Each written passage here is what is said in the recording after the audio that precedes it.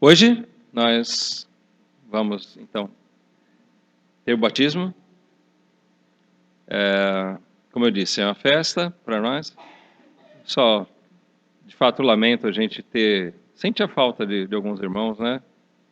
Especialmente irmãos assíduos, família do irmão Paulo, irmã Andréia. Vamos continuar lembrando deles em oração. Nossos irmãos em São José dos Campos também não puderam estar com a gente hoje. A princípio eles se animaram, mas tiveram alguns contratempos. O irmão Luiz estava viajando, a Sabrina também acabou de ganhar nenê, eles estavam com algumas complicações. Mas vamos lá, vamos à Palavra de Deus. Eu gostaria de fazer uma leitura inicial no capítulo 12 de 1 Coríntios. Nós vamos ficar praticamente nessa primeira carta. Hoje nós vamos ver algumas passagens, porque Paulo fala bastante sobre o nosso assunto de hoje.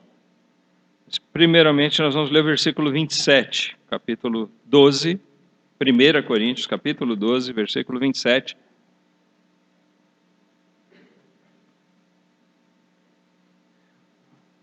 Paulo escreveu aos Coríntios o seguinte, a igreja de Corinto, uma igreja local.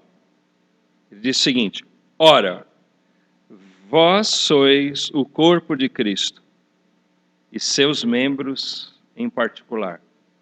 Ou seja, ora, irmãos, vocês, igreja de Corinto, vocês são o corpo de Cristo.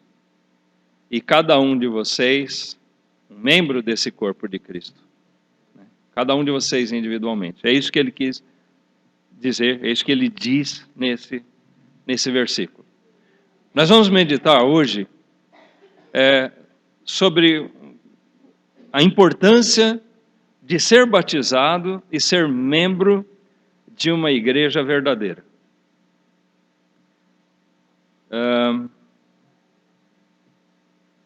Isso é um assunto que não se tem dado muita importância hoje em dia.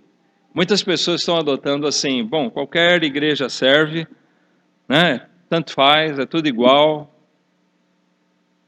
Não faz diferença o que se ensina, o que se vive, como é a igreja. Mas nós temos como exemplo esses irmãos que estão vindo para fazer parte, para se agregar a nós.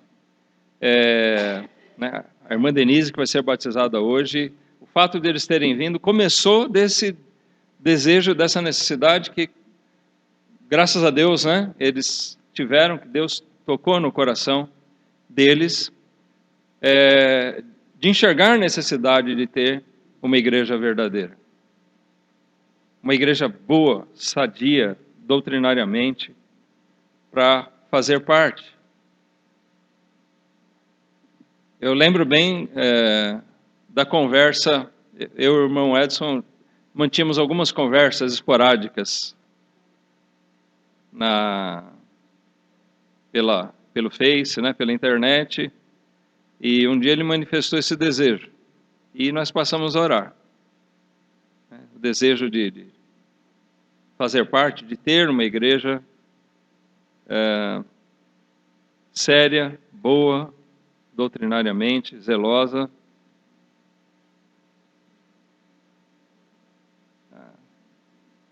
Cada um de nós deve dar importância a isso. E nós oramos por isso alguns meses e ficamos alegres por Deus estar encaminhando as coisas. Por eles, por nós, sabemos que tem muita coisa a caminhar pela frente, né? Muita coisa aí que Deus tem preparado para nós para trabalharmos, e nós não sabemos ainda na providência divina o que Ele tem preparado para nós, mediante essas coisas que nós temos dado aí um pequeno passo, né? Pode-se dizer assim, os primeiros passos. Mas se alguns não dão importância, ou muitos não dão importância mesmo, a questão da igreja, é bom vermos que algumas pessoas se importam. E todo crente deve dar importância para isso. Gente, Nós vamos ver aqui, nessa carta aos Coríntios, o quanto é importante você ser batizado por uma igreja autêntica, uma igreja verdadeira. E você fazer parte de uma igreja verdadeira, de Cristo, uma igreja que pratica a palavra de Deus, que prega a palavra de Deus,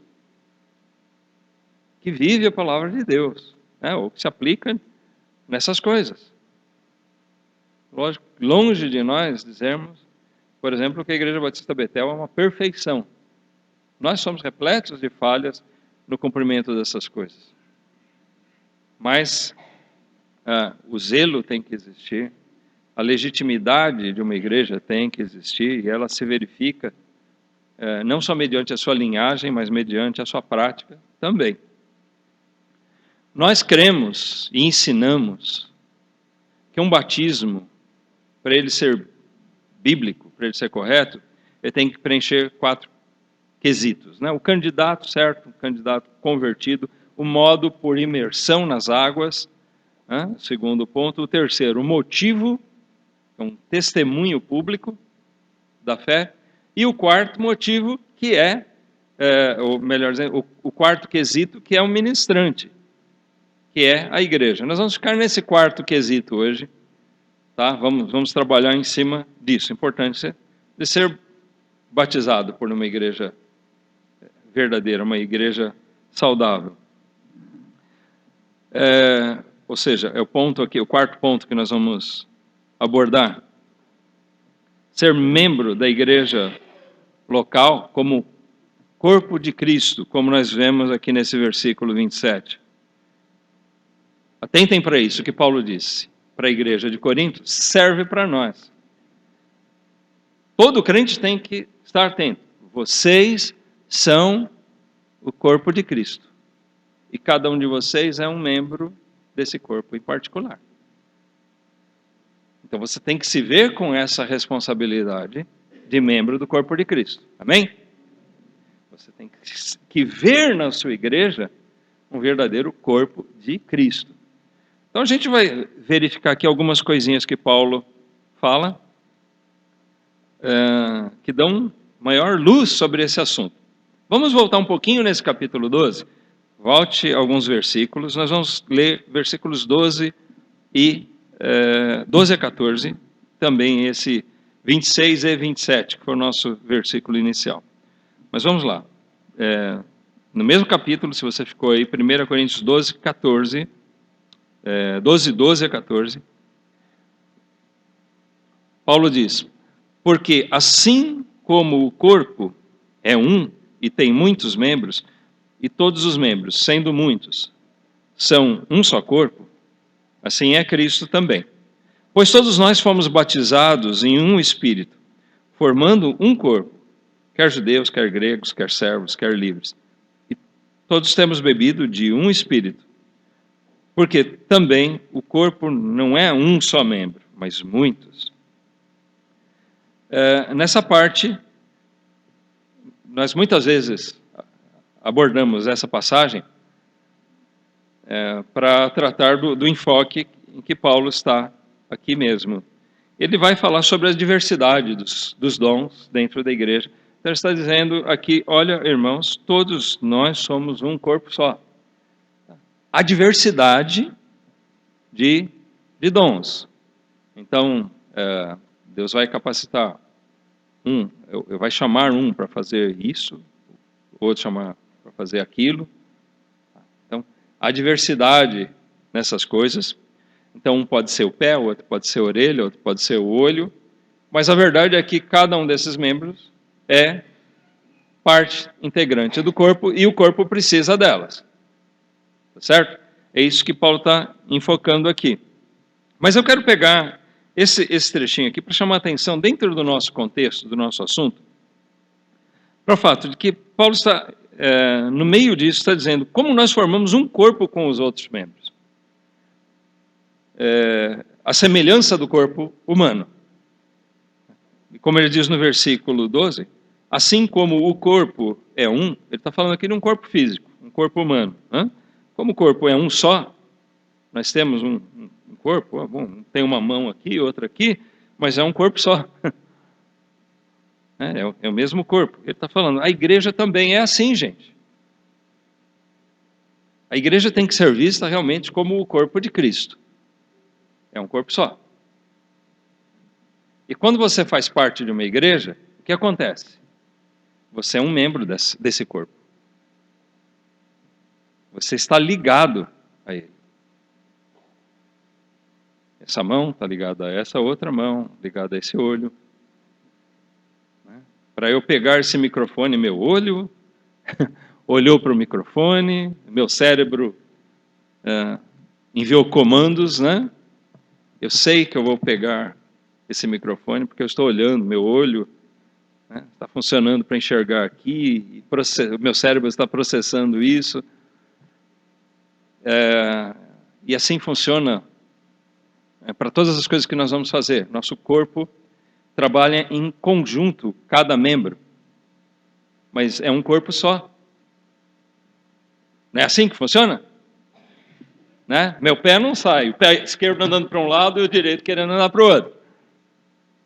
A gente tem um comando só, nós vamos... um coopera com o outro, pé direito, pé esquerdo, e você anda por causa disso. Um vai ajudando, cooperando com o outro. Na igreja, nós somos um corpo. Você está se ligando, quando você ingressa numa igreja, você está se ligando àquele corpo, àquele conjunto de pessoas. Você vai fazer parte delas. Nós podemos ter raça, nacionalidade, etnia, profissão, ocupação, tudo, né? Sermos diferentes. Mas nós somos igualmente daquele corpo.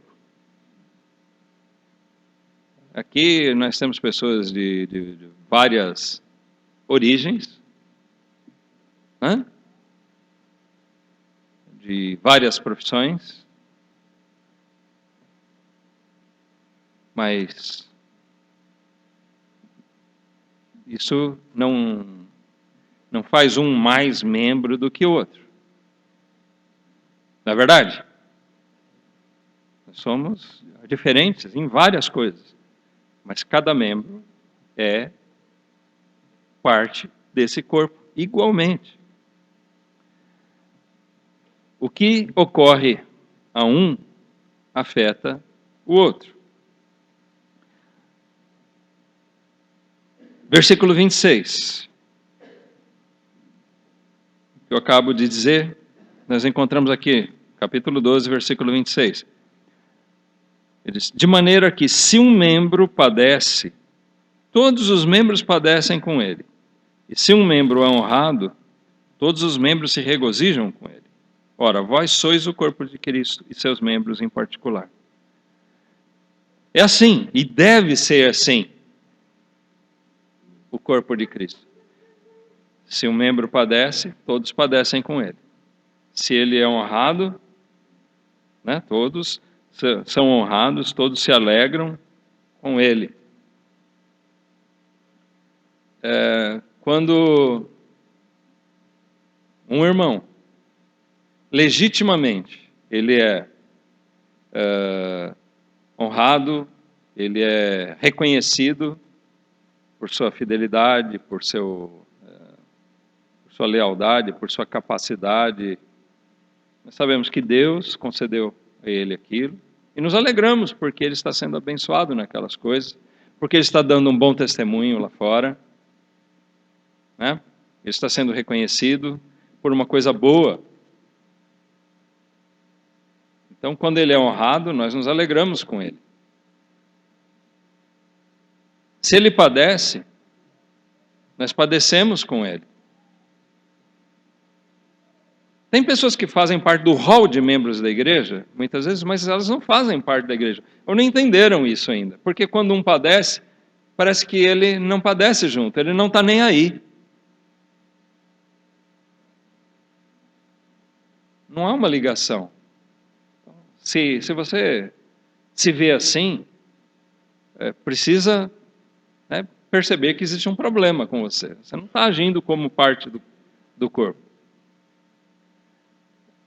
Agora, eu quero chamar a atenção que tanto para o lado bom como para o lado ruim, o que a Bíblia diz aqui sobre as implicações de ser membro de um corpo.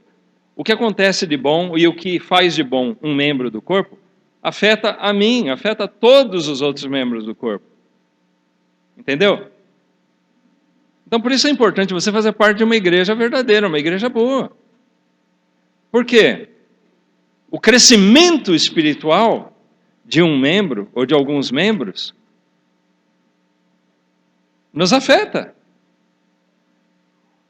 Né? Se o irmão Antônio cresce, se o irmão Daniel cresce, se o irmão Washington crescem, né? Se eles crescem, isso deve nos afetar, porque isso vai ser bom para nós todos. Mas se eles pecam, isso também vai nos afetar. Se eles andarem dando mau testemunho, em pecado, isso também vai nos afetar. Não é verdade? Nós não podemos olhar para a igreja como, bom, é um grupo de pessoas, é um lugar onde eu vou. Nós temos muito na nossa cabeça aquela ideia catolicizada de que a igreja é a construção. Não é. Esse prédio pode cair, pode ser tomado, pode pegar fogo, mas a igreja ainda vai existir enquanto houver 2 ou 3 aqui que estejam zelosos em praticar a palavra de Deus, ainda vai existir a Igreja Batista Betel. Tá? Não é esse prédio. Nós damos graças a Deus por Ele nos ter concedido de poder ter isso aqui para a gente poder se reunir, para poder fazer nosso churrasquinho lá, né? Tudo isso é dádiva de Deus para nós. Mas a igreja somos nós, as pessoas. Então, não pense na igreja como um lugar onde você vai. A igreja é aquela associação, aquele grupo de pessoas onde você faz parte. E é muito importante, então, o que ocorre com ela, com cada parte dela, com cada membro dela. Porque o que acontece com ela afeta você, o que acontece com você afeta os demais. Isso é igreja. Seja algo bom ou ruim, bênçãos, alegrias ou tristezas e provações, crescimento ou pecado, etc. Tudo afeta. Nós somos um corpo. Como aquela igreja em Corinto, nós somos também um corpo aqui hoje. Volta para capítulo 5 de 1 Coríntios. 1 Coríntios 5.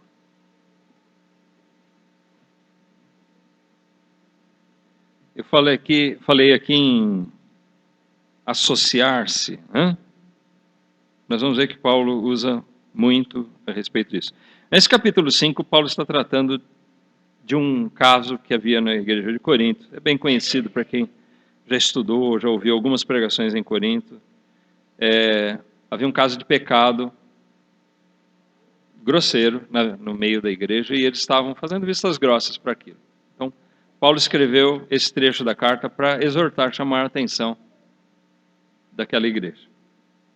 Mas aí ele entra nesse assunto para dizer para eles, vocês não podem ignorar os problemas que têm. Se o problema de um afeta a todos,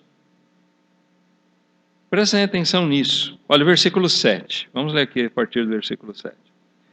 Ele diz, alimpai-vos, pois, do fermento velho, para que sejais uma nova massa, assim como estáis sem fermento, porque Cristo, nossa Páscoa, foi sacrificado por nós.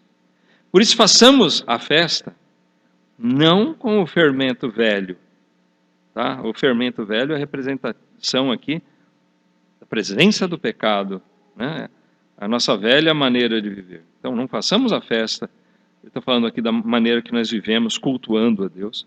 Não vamos fazer isso no mesmo modo de pecado, né, com o fermento velho. Nem com o fermento da maldade e da malícia, mas com os asmos da sinceridade e da verdade. Asmo aqui é sem fermento. É como o pão da ceia, né? Representando a ausência de pecado. Fermento é representação de pecado. Então, por isso, ele não pode estar no pão da ceia, porque o pão da ceia representa quem? Cristo. E Cristo não tem pecado no corpo dele. Cristo jamais cometeu pecado. Jesus jamais pecou. Amém, igreja? Mas nós também estamos sendo exortados. Nós que somos membros da igreja, não podemos continuar vivendo ou cultuando a Deus em pecado, mas buscando a pureza, a santidade, nos asmos da sinceridade e da verdade. Aí segue no versículo 9. Emendando nisso, ele diz: já por carta vos tenho escrito, que não vos associeis. Olha a palavrinha aqui. Nós vamos falar um pouquinho sobre isso. Mas Paulo diz: eu já escrevi para vocês, né, que não vos associeis com os que se prostituem. Isso não quer dizer absolutamente com os devassos deste mundo, ou com os avarentos, ou com os roubadores, ou com os idólatras, porque então seria necessário sair do mundo. Mas agora vos escrevi que não vos associeis com aquele que, dizendo-se irmão, for devasso, avarento, idólatra, o maldizente, o beberrão, o roubador, com o tal nem ainda comais. Tá? Até aqui. Então, notem a importância de fazer parte de uma igreja verdadeira e de estar ligado a pessoas verdadeiras. Nós estamos ligados, é uma associação de pessoas. Ele está dizendo aqui, vocês não podem ter na igreja, né, conviver na igreja com o pecado. Purifiquem-se. E eu já ensinei vocês para não se associarem a pessoas que deliberadamente optam por serem infiéis a Deus, infiéis a Cristo. Se nós somos o corpo de Cristo, nós temos que ser fiéis a Ele, que é a cabeça. Ele é a cabeça do corpo. Nós temos que ser fiéis a Ele. Se alguém deliberadamente prefere ser infiel, esse alguém não pode estar fazendo parte do corpo. Ele trata aqui de pecados morais. Mas nós temos que ver, se alguém rejeita o ensino de Cristo, se alguém rejeita os ensinos morais da palavra de Deus, se alguém rejeita os ensinos doutrinários da palavra de Deus, como é que nós podemos nos sentir acomodados àquilo? Eu dei um exemplo agora mesmo. O pão usado na ceia é asmo. Ele está representando Cristo. Aí eu vou fazer parte de uma igreja que vai lá comer ceia com pão puma. Pão de forma, né? Com pão fermentado. Isso não é importante. Isso não transgride nenhum princípio moral. Não é adultério, não é roubo, ninguém roubou ninguém, né? Ninguém matou ninguém. Mas isso está afrontando a palavra de Deus, porque o símbolo foi criado para mostrar, para nos lembrar que Cristo é puro, sem pecado. Aí eu vou lá, isso não tem importância. Como é que eu posso fazer parte de uma igreja que não está nem aí com a fidelidade à palavra de Deus? Nós podemos eventualmente errar, mas nós não podemos deliberadamente andar no erro. Eu não posso estar satisfeito em fazer parte de uma igreja que anda de qualquer jeito, que escolheu andar de qualquer jeito. Você se sente bem assim? Tanto faz. Ora, se nós vemos que o que ocorre com um afeta o outro, então sejam as transgressões morais, sejam as transgressões doutrinárias, né, e às vezes elas se misturam, nós não podemos aceitar isso como natural e não podemos nos associar a isso. Paulo diz aqui, eu já disse para vocês não se associarem a pessoas assim. Mas preste atenção que ele fala, eu não estou dizendo para vocês não se ligarem às pessoas no mundo que são assim. Porque se for assim, eu teria que dizer para vocês saírem do mundo.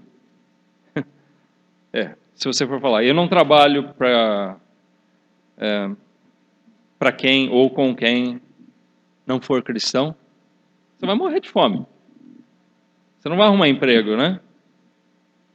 Porque são poucos os patrões cristãos que você vai encontrar.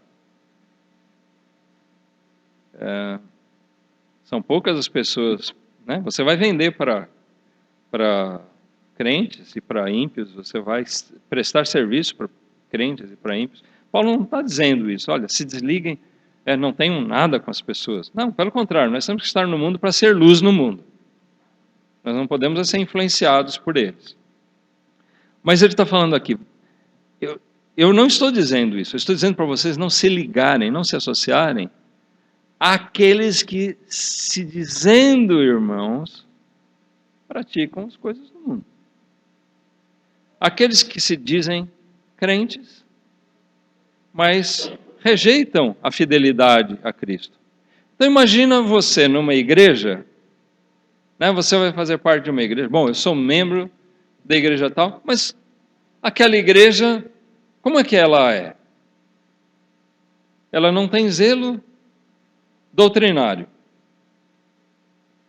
Ela não tem zelo pela doutrina da salvação. Por quê? Porque ela recebe pessoas que creem na salvação por obras, pessoas que creem que elas precisam, que depende em parte delas obter a salvação ou manter a sua salvação. Elas não têm certeza porque elas não confiam plenamente em Cristo. Opa, já está errado aí. Você vai se associar a uma igreja que está pregando o evangelho da prosperidade. Você vai lá, o que se ensina parece mais um livro de autoajuda.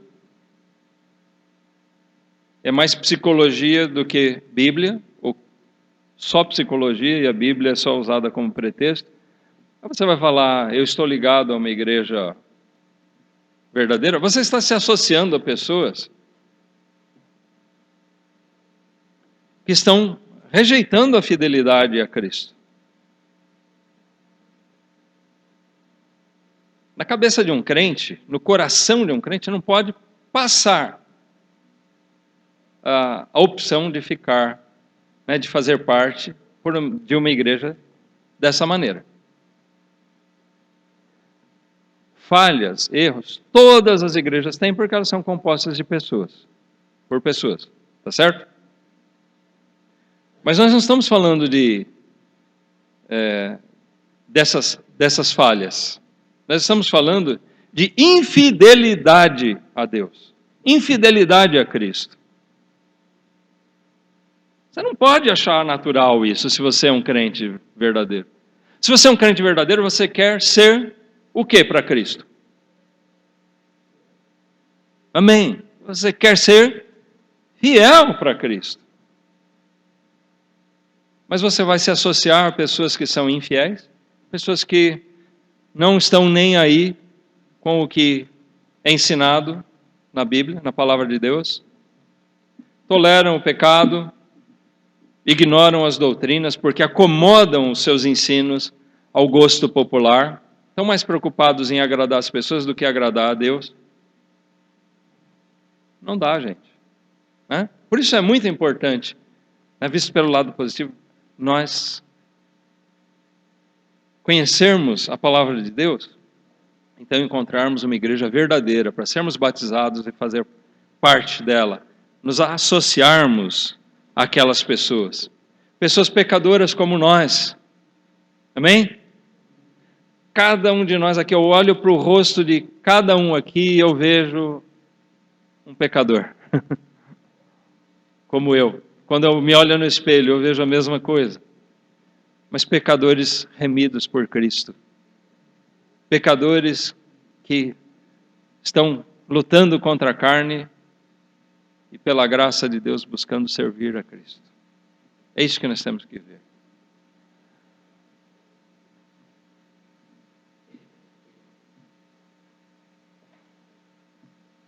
Quando não é assim, né? Quando nessa associação nós encontramos que as pessoas lá, ou tem pessoas lá, que não dão importância a isso, a conclusão só pode ser uma.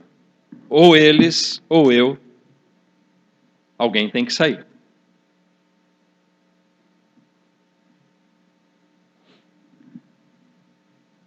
Se na igreja, não importa quem seja, seja o pastor, principalmente se for o pastor, se ele não tem zelo das coisas de Deus, ele tem que sair. E se ele não sair, saio eu.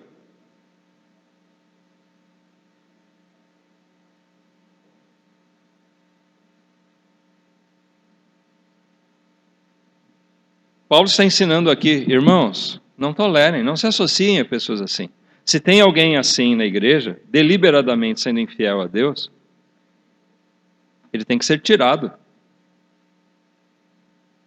Paulo está pregando aqui a disciplina bíblica. Ele tem que sair. Mas digamos que um irmão levantasse a questão, olha, o irmão fulano de tal está aqui, né, praticando pecado horroroso. Ele estava tendo relações sexuais com a madrasta dele. O que é isso? Paulo disse, nem entre os ímpios isso era visto como normal. Pecado grosseiro. Mas digamos que um irmão levantasse lá essa questão, trouxesse aos pastores da igreja em Corinto, e a igreja falasse, não, deixa ele. Esse irmão, a gente não pode mexer com ele. Ele é um baita de um dizimista.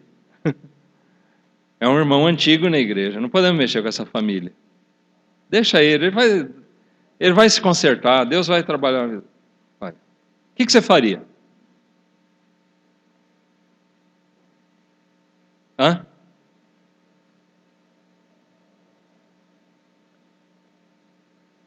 Eu digo para você o que você deveria fazer, pelo menos.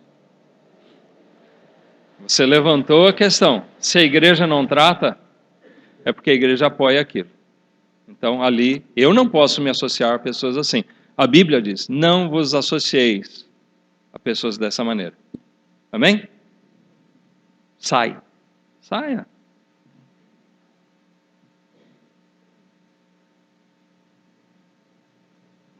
Eu conheço uma pessoa que, se é verdade ou não, não sei. Não posso afirmar porque eu não tenho conhecimento. Mas ele me disse, ele fazia parte, ainda faz parte, de uma igreja onde ele diz, olha, os diáconos, a maioria dos diáconos da minha igreja são homossexuais.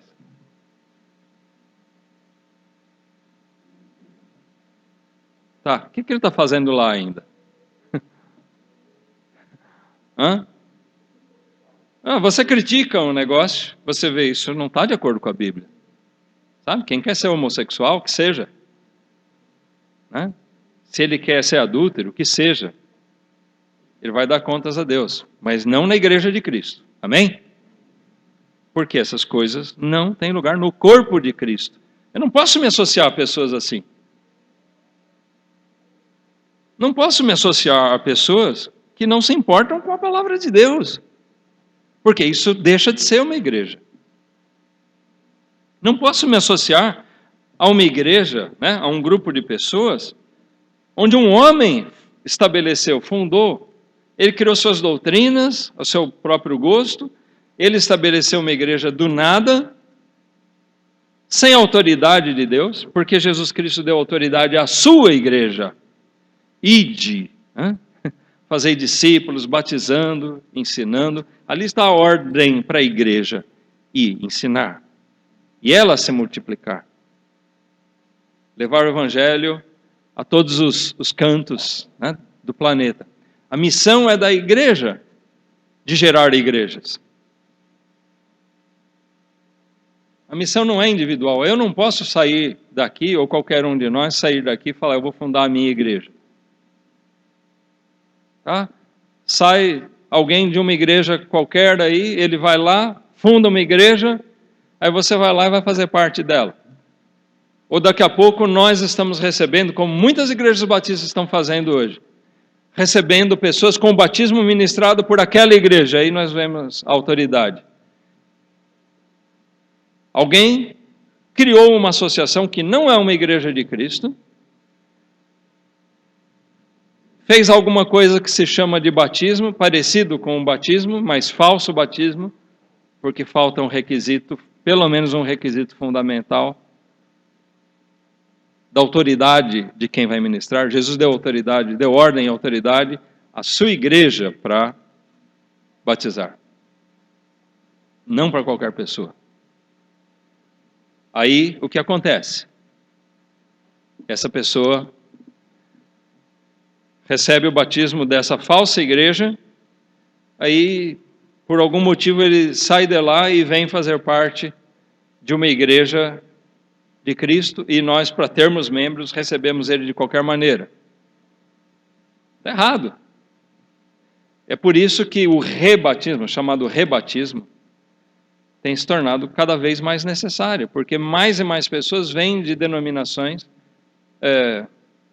criadas por homens, por igrejas falsas.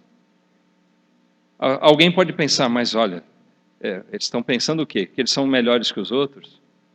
Nós não estamos fazendo nada diferente do que fizeram nossos irmãos no passado. Os batistas fiéis à palavra de Deus, eles continuam praticando a mesma coisa que antes. Nós fomos chamados anabatistas justamente por isso, porque rebatizávamos, né?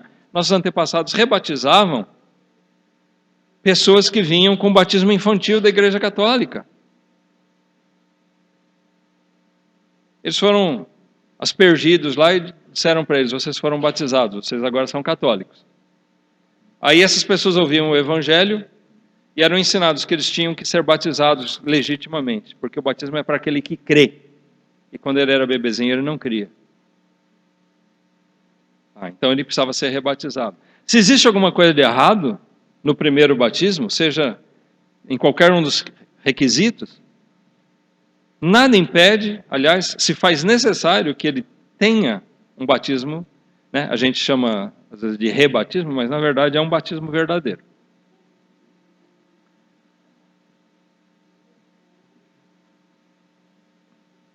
Notem que quando nós nos ligamos a uma igreja, nós estamos nos associando a ela. Por definição, a palavra traduzida para nós aqui como associar-se, nessa passagem em Coríntios e em outras, quer dizer o seguinte, é misturar-se. Mulher sabe muito bem o que é misturar. Na cozinha tem muita coisa que você mistura, né? Você põe lá um ingrediente e mistura. Mas é um exemplo bem comum aí. Quem gosta de um café com leite, né? Você coloca lá um pó, que é o café moído, você põe água. Você já misturou água com aquele grão moído, né? Já é uma mistura. Você fez o café. Aí você pega o leite, que muitos também já tem mistura, né? Tem alguns produtos químicos lá. Bom, mas vamos pegar um leite puro, vai. Aí você pega e mistura. Você tem o leite branco, o café bem negão, né? Aí você põe os dois no mesmo pote, na mesma caneca. Aí você mistura. Aí você põe açúcar, misturou outra coisa. Aí você tem aquele gostoso café com leite, né? Eu amo isso. Essa mistura é muito boa. Bom, mistura, mas aquilo está misturado, você já não tem mais. Bom, onde é que está o leite e onde é que está o café? Misturou, virou uma coisa só. Né? É isso. Quando ele fala de misturar-se, é isso. Eu faço parte de uma igreja, eu ingresso numa igreja, bom, eu me fiz uma coisa só com eles. Nós somos um corpo. Por isso que, bom, se alguém é honrado lá fora, é motivo de alegria para nós. Deus está abençoando alguém da sua igreja, então Deus está abençoando a sua igreja. O testemunho dele está sendo fiel lá fora, então testemunha da igreja. Mas se ele pisa na bola lá fora, se ele está pecando, todo o corpo padece, porque o que as pessoas estão vendo é a igreja. Fulano, olha o que ele faz. Ele é da igreja Batista Betel, né? Bom, nosso nome está sujo. Por quê? Porque nós estamos misturados com ele. Por isso que o zelo tem que ser observado, né? Por isso que a disciplina bíblica é ensinada por Paulo aqui. Não, se alguém está andando, afrontando a palavra de Deus, ponha ele de parte, ou seja, pratique a disciplina. Põe ele à parte. Para que ele seja corrigido, se ele é um crente verdadeiro, ele sinta o peso disso, da ausência da comunhão, ou se ele não é dos nossos, que ele fique lá fora. Que ele não faça parte da igreja se ele não quer honrar a Cristo. Nós nos vemos diante de algumas situações. Rapidamente, queria passar assim com vocês. Você se vê em uma igreja onde se ensina e pratica coisas contrárias à verdade da Bíblia. Imagine isso. Você estando numa igreja onde se ensina e pratica as coisas contrárias. O que você faz? O crente deve observar, aqui não é meu lugar. Uma segunda situação, você se vê numa igreja onde se ensina e pratica a verdade, mas alguns não andam conforme ela. O que essa igreja precisa? Ela ensina a verdade, mas alguns não andam de maneira legítima para com Deus. Então, essa igreja está precisando limpar, né? Está precisando de uma limpa. Está precisando tratar, precisa ensinar, enfatizar o ensino e corrigir aquilo que está de errado. Ou a vida desses tem que ser limpa, ou se eles não querem andar, eles têm que ser postos para fora mesmo, como Paulo diz aqui. Agora, você se vê em uma igreja que, embora professe a verdade, recebe indiscriminadamente membros que não professam ou vivem essa verdade. Se você está numa igreja assim, o discurso dela é bom. E tem muita igreja assim, viu? O discurso é bom, você vai, você senta, a pregação é boa. Mas e a vida? E a prática daquela igreja? Essas coisas têm que ser observadas. Dentro desse critério, não vos associeis àquele que, dizendo ser irmão, por devasso, a prática, mas não vamos nos ater somente à prática moral. Existe toda uma questão, porque práticas morais, né, são ensinadas em várias religiões. Bom? Não é exclusivamente a moralidade que nos faz fiéis a Cristo. Capítulo 6 de 1 Coríntios, nós temos um versículo mais aqui. 1 Coríntios 6,15. Não sabeis vós que os vossos corpos são membros de Cristo? Tomarei, pois, os membros de Cristo e falo-os-ei membros de uma meretriz? Não, por certo. Com certeza não. Então ele enfatiza aqui, cada membro é um membro de Cristo. Que responsabilidade nós temos? Aí vem a pergunta, nós podemos ser membros do Santíssimo Filho de Deus, membros do corpo do Santíssimo Filho de Deus, mas rejeitar a fidelidade a Ele? Nós podemos nos associar a alguém que rejeita a fidelidade a Cristo? É isso que você tem que pensar antes de fazer parte de uma igreja.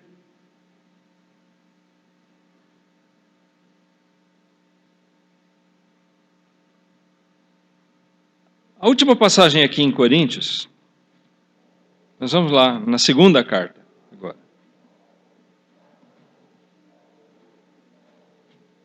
2 Coríntios 6.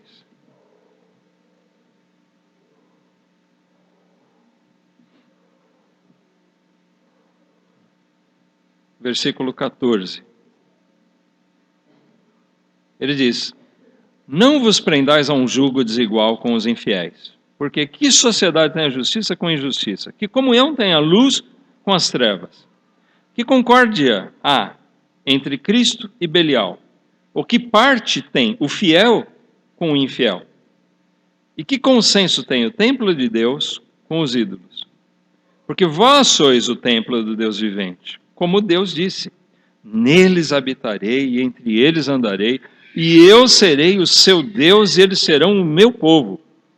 Por isso, olha só, saí do meio deles e apartai-vos, diz o Senhor, e não toqueis nada imundo, e eu vos receberei. E eu serei para vós pai, e vós sereis para mim filhos e filhas, diz o Senhor Todo-Poderoso. Ora, amados, pois que temos tais promessas, purifiquemo-nos de toda imundícia da carne e do espírito, aperfeiçoando a santificação no temor de Deus. Olha, o que ele está demonstrando aqui, existe uma ordem clara, tácita, né, de separação para Deus. Apartai-vos, versículo 17, saí do meio deles. Não se prenda a um jugo desigual. A gente fala de jugo desigual, vem o que na nossa cabeça? Quando a gente trata de jugo desigual na igreja? O ímpio e o salvo. Mas a primeira coisa que vem na nossa cabeça é que tipo de associação? Casamento, né? Aplica-se ao casamento? Claro que aplica-se. Que consenso tem, né? Então, por que um crente vai buscar se fazer um com o infiel? Eu sendo uma pessoa temente a Deus, por que eu vou desejar ligar a minha vida, o resto da minha vida, me prender a uma pessoa que não quer saber de Deus? Pode ser bonitinha, pode ser boazinha, mas não quer saber de Deus.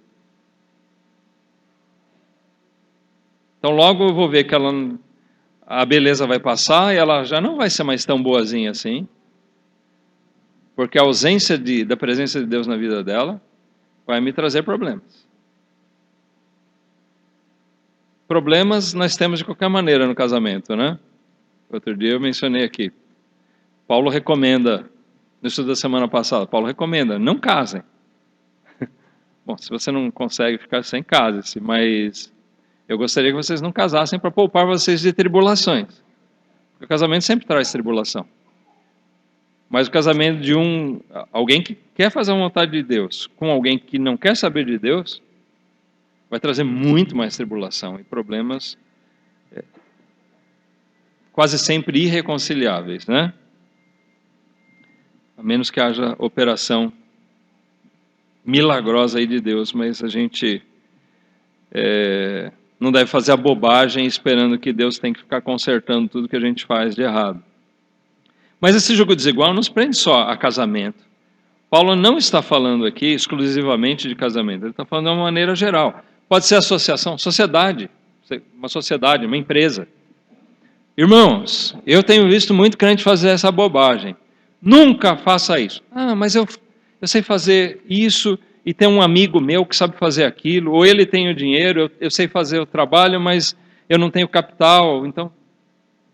Não entre em sociedade com o ímpio. Você vai arrumar para a sua cabeça. Não desobedeça a palavra de Deus. Sociedade não é uma boa. Muito menos quando você anda descompassado.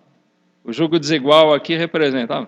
você vai pôr um cavalo e um boi. Você vai ver que não funciona. Vai puxar o arado, o cavalo tem a passada diferente, tem menos força que o boi. Não funciona. Tá? Eles são diferentes. E o crente, o fiel, anda em passo diferente do infiel. Mas ele está falando aqui de todo tipo de sociedade. Nós temos que pensar nisso também, quando nós vamos nos associar a alguém numa igreja.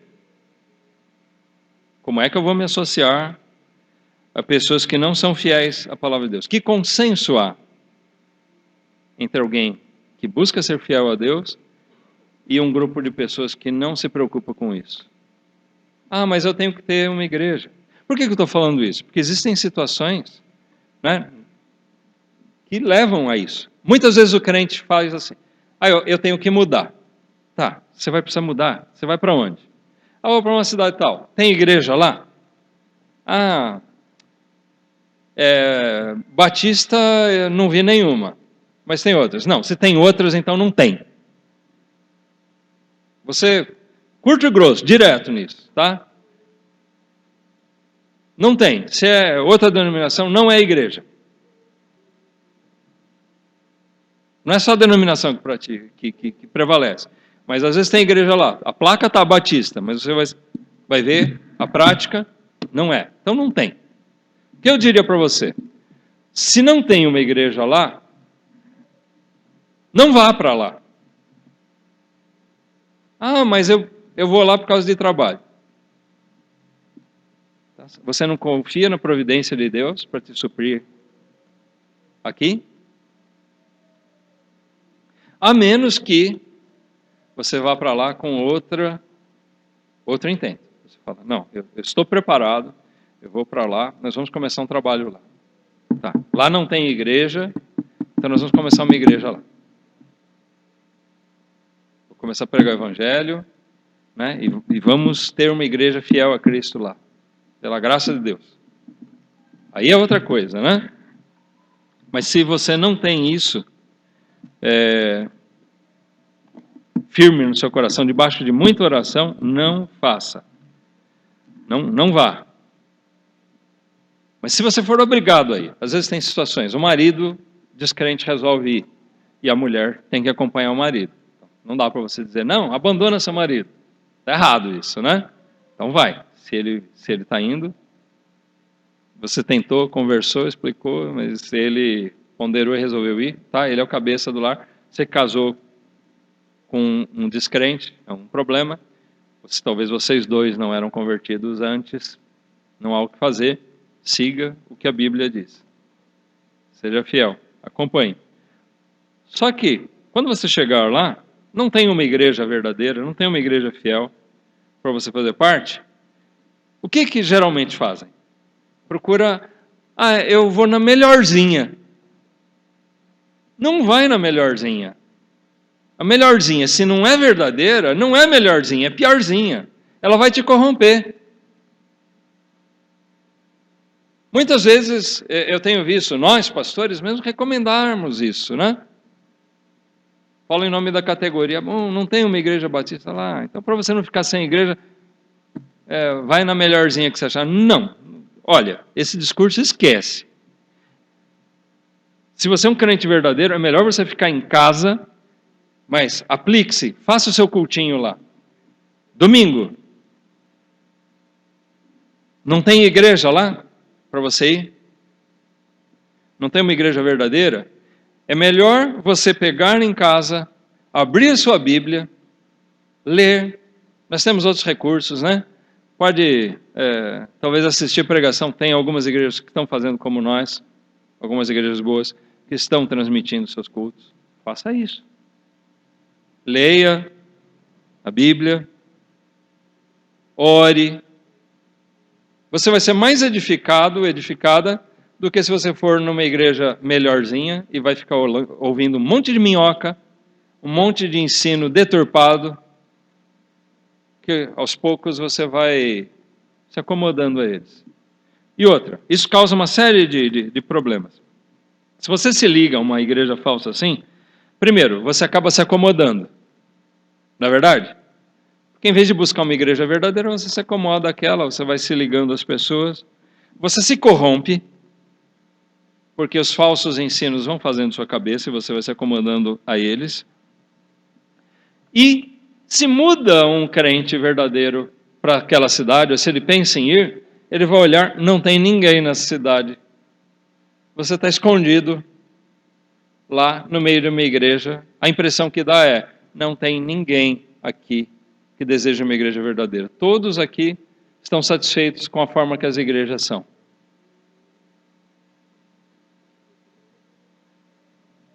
De alguma maneira tem que ser divulgado, né, que outras igrejas saibam. Eu estou aqui sozinho. Eu conheço uma irmã que ela se mudou e ela está lá, né, numa cidade, frequentando uma igreja. Ela vai a alguns cultos, mas não está satisfeita. Ela fala, quando é que vai chegar uma igreja aqui? Bota a boca no trombone, né? Fala, ora, clame a Deus. Se você teve que ir, clame a Deus, Senhor, envia um obreiro para cá. Socorre, nos ajuda. Assim como Paulo, né, teve da parte de Deus revelado o clamor da Macedônia, né, que ele passasse a Macedônia, nossos clamores diante de Deus também, certamente, uma hora vão ser ouvidos. E Deus vai enviar obreiros para ali. Deus pode socorrer, Deus pode ajudar ali. Mas se você se acomodar, se associar a uma igreja falsa, isso não vai acontecer.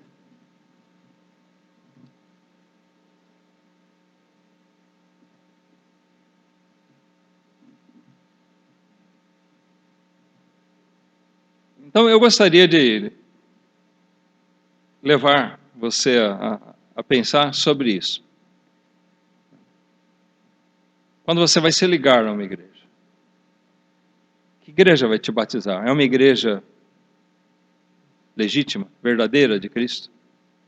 Quando você está se associando, quando você está se ligando a ela pelo batismo, seja recebido por transferência, você está se associando àquela igreja, você está se misturando, né?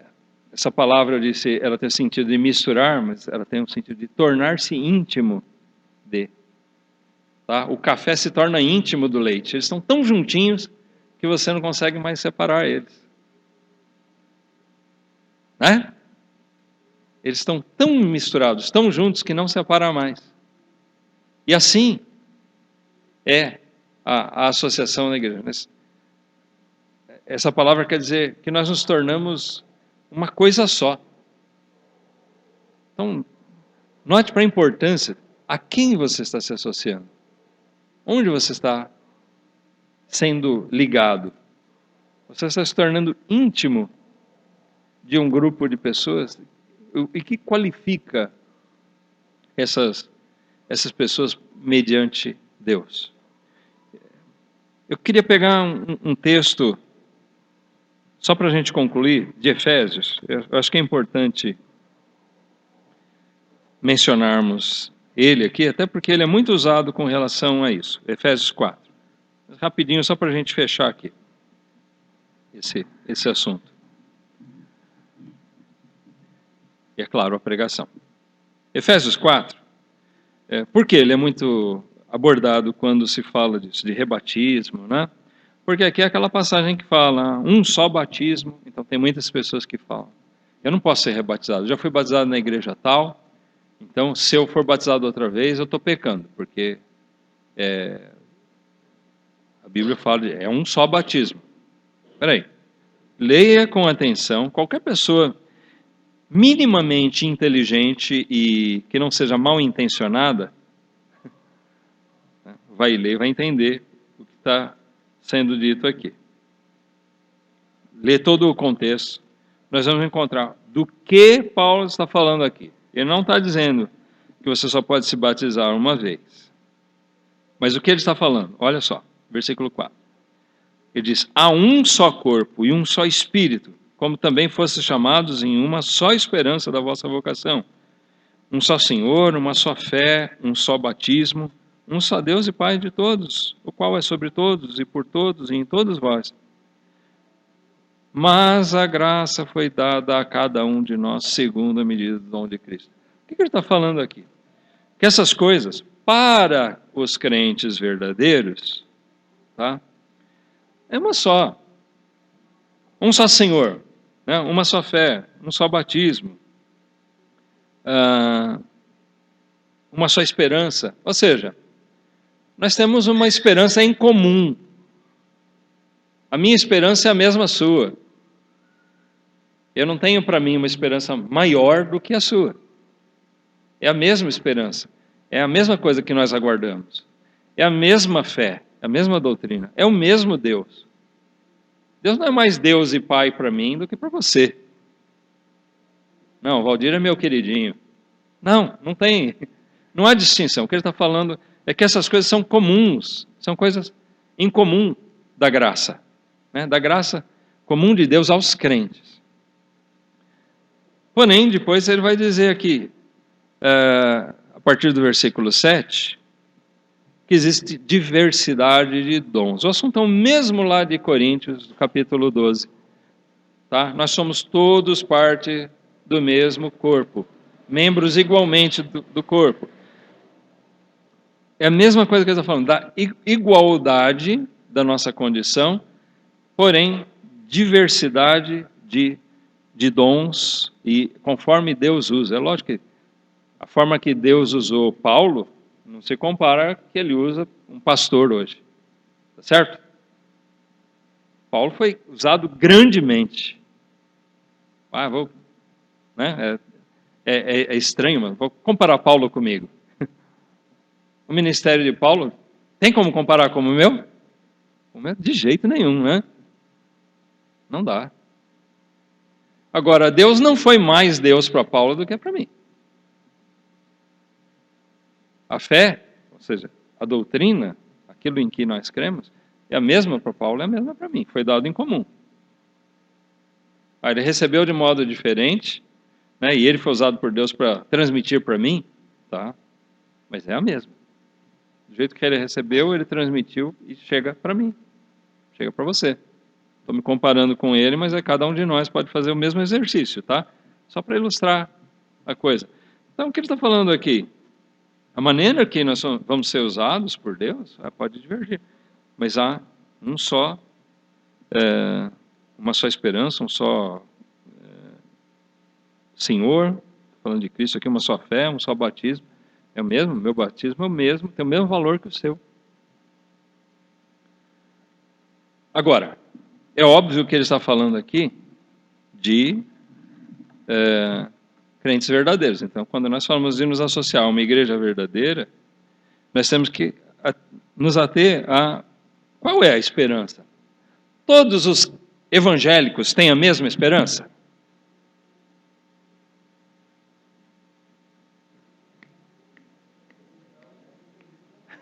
Mas qual a esperança de muitos evangélicos aí? Hã?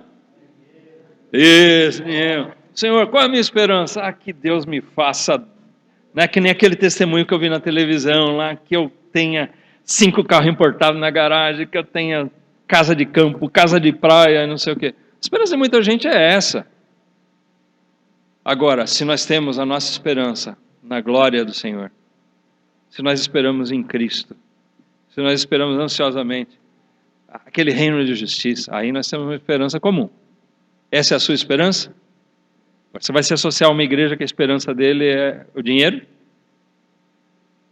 É a honra do mundo? Espera aí. Essa não está dentro aqui. A mesma coisa se aplica às outras coisas, né? Um só Senhor. Ele está falando aqui de Cristo, tá? Notem, muitas igrejas, muita gente não tem o mesmo Senhor que nós. O que eles veem em Cristo, né? Eles têm Cristo como o Filho de Deus, Todo-Poderoso, o Criador, o Redentor? Ou é aquele impotente que tenta ajudar, ser um exemplo, o coitadinho, né, que tenta salvar alguém? Irmãos, eu creio num Cristo que salva. Ele veio para salvar aquele povo, os que o Pai me deu. Ele diz. Cada um deles. O Pai enviou para ele. E ele acolheu. Jesus não tenta salvar ninguém. Porque ele não é um fraco. Ele veio sabendo muito bem quem ele ia salvar. E ele salva completamente. Agora, se alguém tem outro Senhor, esse não é o Senhor da Bíblia. Não é o Senhor da palavra de Deus. Não é o Senhor Jesus Cristo.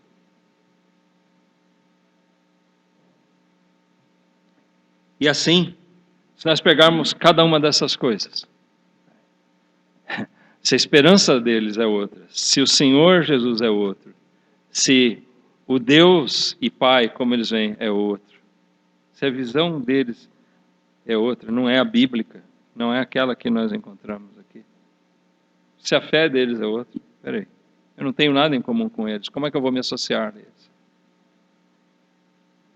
Você não pode fazer parte de uma igreja assim. Você tem que buscar uma igreja verdadeira. Se não tiver, ore e haja. Né? Ore, peça, testemunhe, evangelize, faça o que Deus te der condições para que ali possa ter uma igreja verdadeira que você vá se ligar a ela. Amém? Então, dê importância sempre a isso. Seja quando você está ingressando, você vai ser batizado, você vai se transferir, você está indo de mudança para outro lugar, priorize isso. Eu tenho, sendo um crente verdadeiro, eu tenho que estar ligado a uma igreja verdadeira, onde quer que eu vá. Não vou me associar àqueles que não estão ligados à vontade de Deus, não estão presos à fidelidade a Cristo. Que Deus possa assim nos abençoar e nos mover sempre a essa fidelidade, a esse desejo e essa necessidade de buscarmos isso, de estarmos nos associando a esse grupo, como eu disse, pecadores, mas pecadores remidos e pessoas que estão buscando ser fiéis realmente à palavra de Deus, ao seu Senhor.